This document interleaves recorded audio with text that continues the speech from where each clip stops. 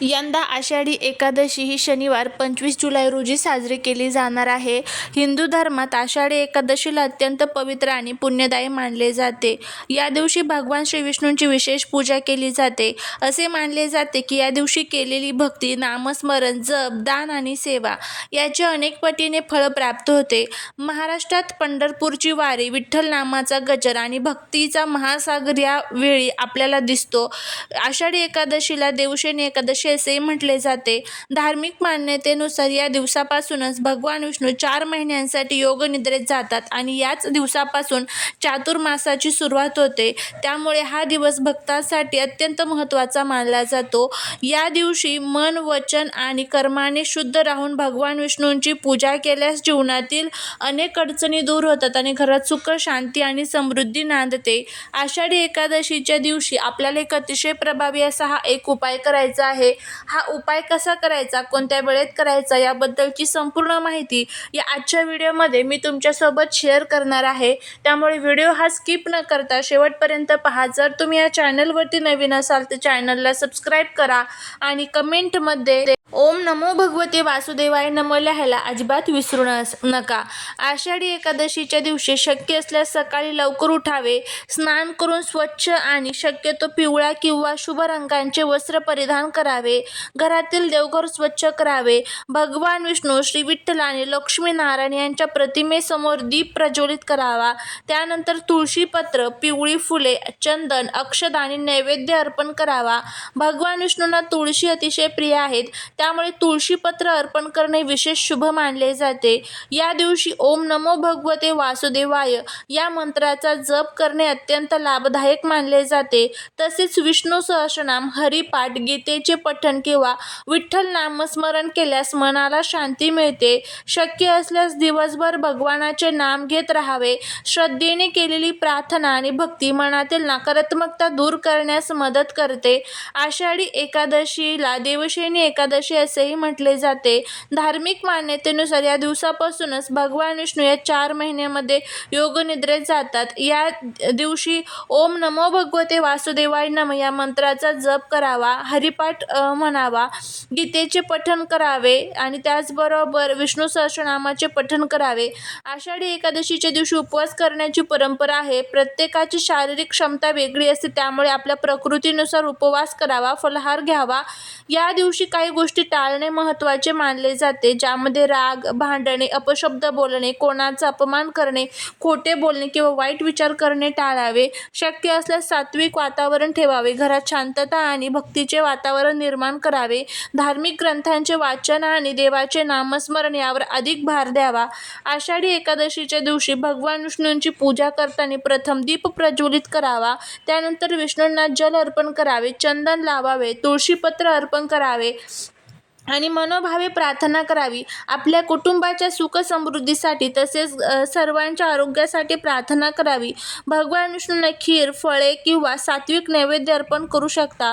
पूजेच्या शेवटी आरती करून प्रसाद वाटावा. आता आपण जाणून घेऊ आषाढी एकादशीच्या दिवशी करता येणारे काही शुभ उपाय. या दिवशी तुळशीच्या रोपाजवळ दीप लावणे, भगवान विष्णूंच्या मंत्रांचा जप करणे, गरजू व्यक्तींना अन्नदान करणे आणि पक्ष्यांना धान्य टाकणे अशा सात्विक कृतींना विशेष महत्त्व दिले जाते. या कृतीमुळे मनात सकारात्मकता वाढते आणि भक्तिभाव दृढ होतो. आपण या व्हिडिओत सर्वात महत्त्वाच्या भागाकडे येतोय, ते म्हणजे अनेक मातांना आपल्या मुलांच्या उज्ज्वल भविष्यासाठी, त्यांच्या शिक्षणातील प्रगतीसाठी आणि जीवनातील अडथळे दूर व्हावेत यासाठी विविध धार्मिक कृती करतात. अशावेळी आषाढी एकादशीच्या दिवशी श्रद्धेने आणि भक्तिभावाने एक विशेष दीप प्रज्वलित करण्याची परंपरा काही ठिकाणी आढळते. हा उपाय हा श्रद्धा, प्रार्थना आणि सकारात्मक संकल्पना यांचा एक भाग आहे. आईचे प्रेम आणि तिची प्रार्थना यांचा विशेष महत्त्व दिले जाते. जेव्हा आई आपल्या मुलांच्या कल्याणासाठी मनापासून प्रार्थना करते, तेव्हा त्या प्रार्थनेतून सकारात्मक ऊर्जा निर्माण होते. मुलांच्या अभ्यासात लक्ष लागावे, त्यांना योग्य दिशा मिळावी, जीवनातील अडथळ्यांवर मात करण्याचे बळ मिळावे आणि त्यांच्या प्रयत्नांना यश लाभावे या भावनेने हा दीप लावला जातो. दिव्याचे महत्त्व आपल्या संस्कृतीत खूप मोठे आहे. दीप म्हणजे प्रकाश, ज्ञान आणि सकारात्मकतेचे प्रतीक मानले जाते. अंधार दूर करून प्रकाश पसरवणारा संदेश दीप देतो. त्यामुळे पूजा करताना दीप लावणे ही ही केवळ परंपरा नसून आशा, श्रद्धा आणि चांगल्या विचारांचे प्रतीक आहे. घरात लावलेला दीप भक्तीचे वातावरण निर्माण करतो आणि मनाला शांतता देतो. आता उपाय कसा करायचा ते जाणून घेऊया. आषाढी एकादशीच्या संध्याकाळी स्नान करून स्वच्छ वस्त्रे परिधान करावी. देवघरात किंवा तुळशीजवळ एक स्वच्छ मातीचा किंवा पितळेचा दिवा ठेवावा. त्यामध्ये तूप किंवा तिळाचे तेल टाकावे. त्यानंतर त्यामध्ये कापसाची वात घालावी. भगवान विष्णू आणि तुळशी मातेचे स्मरण करून आपल्या मुलांच्या आरोग्याच्या आणि शिक्षणाच्या प्रगतीसाठी, मनोभावी उज्ज्वल भविष्यासाठी प्रार्थना करावी. ओम नमो भगवते वासुदेवाय या मंत्राचा जप करावा. काही वेळ जप करावा. उपाय हा श्रद्धेने आणि भक्तीने करावा. आता बघा, एक प्लेट घ्यायची आहे. त्या प्लेटमध्ये थोडेसे तांदूळ ठेवायचे आहे. त्या तांदळावरती तुम्हाला एक दिवा ठेवायचा आहे. त्या दिव्यामध्ये तिळाचं किंवा मोहरीचं तेल टाकायचं आहे. त्यामध्ये तुम्हाला लाल जी वात असते, ज्याला आपण कलावा म्हणतो, तर ती कलाव्याची वात तुम्हाला त्यामध्ये टाकायची आहे. ती नसेल तर मग कापसाची वात टाकली तरीही चालेल. लांब वात टाकायची आहे. त्यामध्ये तुम्हाला एक लवंग, एक काळी मिरी, एक कापूरचा छोटासा तुकडा टाकायचा आहे आणि दिवा प्रज्वलित करायचा आहे. दिव्याला हळदी कुंकू अक्षता व्हायच्या आहेत. दिवा देवघरासमोर ठेवून ओम नमो भगवते वासुदेवाय नमः या मंत्राचा जप करायचा आहे. भगवान विष्णूंना प्रार्थना करायची आहे, माझ्या मुलांच्या जीवनातील जे काही दोष आहे तर ते दूर करा, अशी आपल्याला प्रार्थना करायची आहे. आणि त्यानंतर आपल्याला हा दिवा तिथेच ठेवायचा आहे. मुलांकडून जर शक्य असेल तर मग तुम्हाला तिथे बसून विष्णू सहस्रनामाचं पठण करून घ्यायचं आहे. पण नसेल वाचता येत तर मग तुम्ही ऐकलं तरी देखील चालेल. आणि माझ्या मुलांच्या जीवनातील सर्व दोष दूर होऊ दे, अशी आपल्याला प्रार्थना करायची आहे. लक्षात ठेवा की कोणताही धार्मिक उपाय हा श्रद्धा, सकारात्मक विचार आणि सत्कर्म यांना जोडून पाहिला जातो. पहिल्या मुलांच्या यशासाठी त्यांचे शिक्षण, मेहनत, योग्य मार्गदर्शन आणि कुटुंबाचा पाठिंबा हे देखील तितकेच महत्त्वाचे असतात.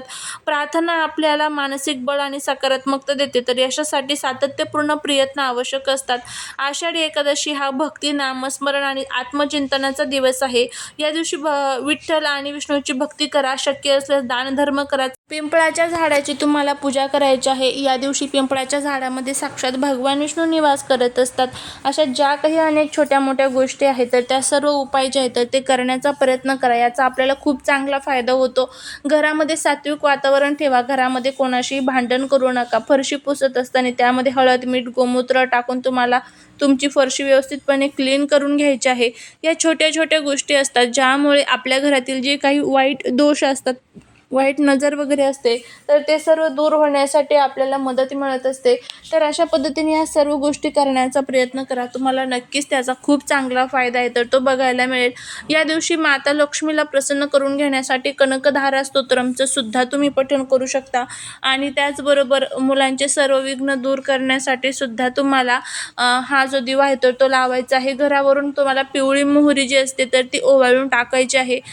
तर अशा पद्धतीने हे उपाय तुम्हाला जे आहे तर ते करायचे आहे. नक्कीच तुम्हाला याचा खूप चांगला फायदा जो आहे तर तो बघायला मिळेल. आणि यामुळे मुलांच्या हट्टीपणा, चिडचिडपणा, तापटपणा सुद्धा दूर होईल. मुलांचे विघ्न दूर होतील. अभ्यासात प्रगती होईल. नोकरीत यश मिळेल.